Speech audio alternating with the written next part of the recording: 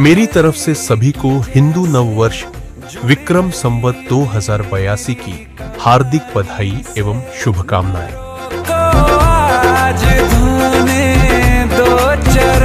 भगवान का नाम और जो सत्कर्म किया जाता है, इनमें क्या अंतर है? नाम सत्कर्म की नींव है और चोटी भी है। भगवान के स्मरण में किया हुआ कर्म ही सत्कर्म की श्रेणी में होता है। भगवान का विस्मरण होकर किया हुआ कर्म सत्कर्म नहीं हो सकता। मान लो कोई व्यक्ति मुँह से केवल राम राम कह रहा हो, उसे भगवान का विस्मरण हो गया हो, तो बताइए कि उसका नाम स्मरण सत्कर्म होगा? वास्तव में नाम स्मरण स्वयं सिद्ध होने के कारण जाने अनजाने नाम स्मरण करने पर भी वह सत्कर्म ही कहलाता है, सत्कर्म कहलाता है। क्योंकि भगवान का यह वचन है कि जहाँ मेरा नाम स्मरण हो वहीं मैं हूँ। तात्पर्य यह है कि भगवान का नाम स्मरण भगवान, ये दोनों अलग अलग हो ही नहीं सकते। जो नाम स्मरण कर रहा हो उसका ध्यान भगवान की ओर हो या ना भी हो, फिर भी उसका कार्य सत्कर्म ही होगा। अन्य कर्म और नाम स्मरण में बहुत बड़ा फर्क है। अन्य कर्मों की पूर्ति नाम स्मरण के द्वारा होती है, उसमें स्वतत्व भी नाम स्मरण से ही आता है। इसके विपरीत नाम और अपूर्णता असंभव है। फलतः नाम भगवंत के स्मरण में लिया गया या नहीं, यह प्रश्न निर्माण ही नहीं होता, बल्कि नाम स्मरण प्रारंभ होते ही सत्कर्म शुरू हो जाते हैं। बच्चा होते ही माँ उसे पिलाती है, उसे प्यार करती है, दुलारती है। ये बातें जैसे सहज भाव से न लिखते हुए भी हो जाती हैं, वैसे ही नाम स्मरण करने वाले की स्थिति सत्कर्म के बारे में होती है। यदि माँ से कहा जाए कि तू बच्चे को गोद में ले, लेकिन उससे प्यार मत कर, तो यह कैसे संभव हो सकता है? वैसे ही यदि नाम स्मरण करने वाले से कहा जाए कि तुम सत्कर्म मत करो, तो वह भी यह संभव नहीं हो पाएगा। वह सत्कर्म जरूर करेगा। सत्कर्म सफल हुए यह कब कह सकते हैं? जब नाम स्मरण शुरू हो जाएगा। भगवान हमें यह कह चुके हैं कि यदि तुम चाहते हो कि तुम मुझ में समा जाओ, तो पहले गृहस्थी ठीक ढंग से करो, प्रयत्न में कोई कसर मत रखो। भगवान हमें उसका फल देने वाला है, यह भी ध्यान में रखो। जो परिस्थिति निर्माण होगी उसी में संतोष रखो, संतोष मत बिगड़ने दो। इसके लिए जो दवाई मैं कहता हूँ उसे ग्रहण करो, वह दवाई सब रोगों से मुक्त करेगी। जानते हो वह दवाई कौन सी है? वह है दवाई मेरा नाम।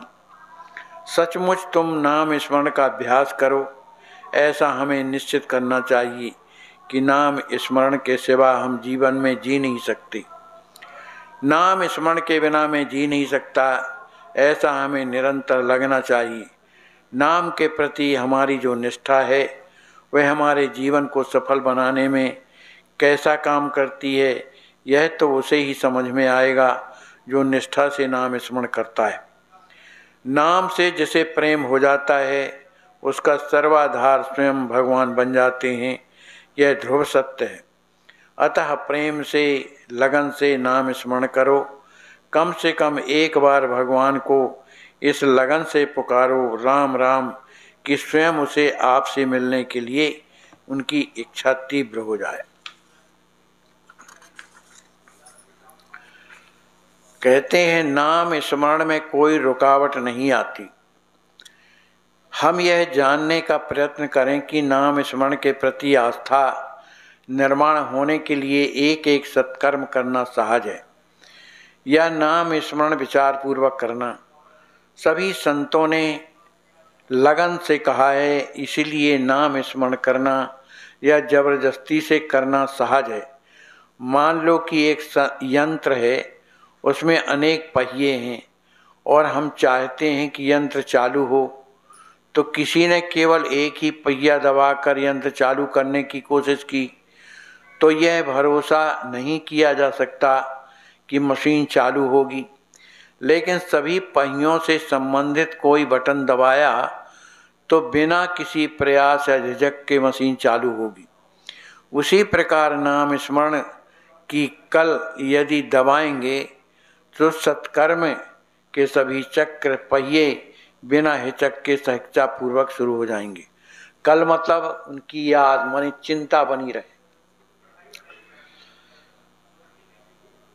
यदि हम चाहते हैं कि हर हालत में और सहजता से हमारा नाम स्मरण का कार्य प्रारंभ होना चाहिए तो किसी भी ढंग से क्यों ना हो नाम स्मरण करना शुरू कर देना चाहिए।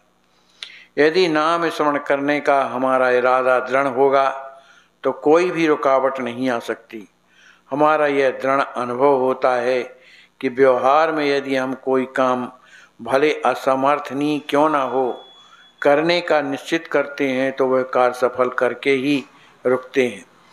फिर नाम स्मरण का निश्चित दृढ़ हो तो वह सफल क्यों नहीं होगा। चाहे कुछ भी करो, नाम स्मरण के बिना कोई चारा नहीं है, और यदि कोई चारा ही नहीं है तो यह हम निश्चित ही जानते हैं, तो नाम स्मरण में विलंब क्यों, टाल मटोल क्यों। अतः कोई भी आशंका मन में निर्माण करने के बजाय नाम स्मरण करते रहना ही सर्वोत्तम उपाय है। फलतः ऐसा पछतावा हमें नहीं करना पड़ेगा कि हमने अपने जीवन का अनमोल समय बर्बाद किया। यह विश्व अनंत आकर्षणों से भरा हुआ है। इसमें कुछ वस्तुएं देखने पर या केवल उनका वर्णन सुनने पर भी हमारे मन में लालसा निर्माण होती है। फिर हम उन वस्तुओं को प्राप्त करने का प्रयत्न करते हैं। अतः हम भगवान से ऐसी प्रार्थना करें कि हे भगवान, मुझे सुंदर और मोहक वस्तुएं मत दिखा, क्योंकि मैं मोह जाल में अटक जाऊंगा, धोखा खाऊंगा। भगवान, मेरी प्रार्थना है कि मुझे ऐसी वस्तु दिखाओ जिसमें मेरा सच्चा हित हो, जिन्हें मैं सुनूं, जिन्हें मुझे स्मरण हो, जिनमें मेरी रुचि निर्माण हो, जिनको मेरी लगन लगे। प्रहलाद, द्रौपदी जैसे भक्तों ने भगवान के पास क्या मांगा? जो उन्होंने मांगा वही हम मांगे। उन्होंने जैसे भगवान के प्रति निष्ठा रखी वैसी हम भी रखें।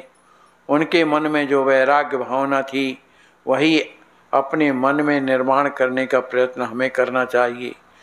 जब हम प्रयत्न करेंगे तो गलतियां होगी, लेकिन गलतियों के लिए हमें पछतावा होना चाहिए। हमें कहना चाहिए, भगवान, मैं बहुत दोषी हूँ, अपराधी हूँ, मुझे क्षमा कर दो। मुझे ऐसा बनाओ जिससे मैं आपकी कृपा पाने के योग्य बनूं। यदि असल में पछतावा हुआ तो विश्वास रखो, भगवान कृपा करेंगे। मुख में नाम, हाथों से गृहस्थी का काम और हमें हृदय में सावधान रहना चाहिए। बोलिए श्री राम जी महाराज की जय।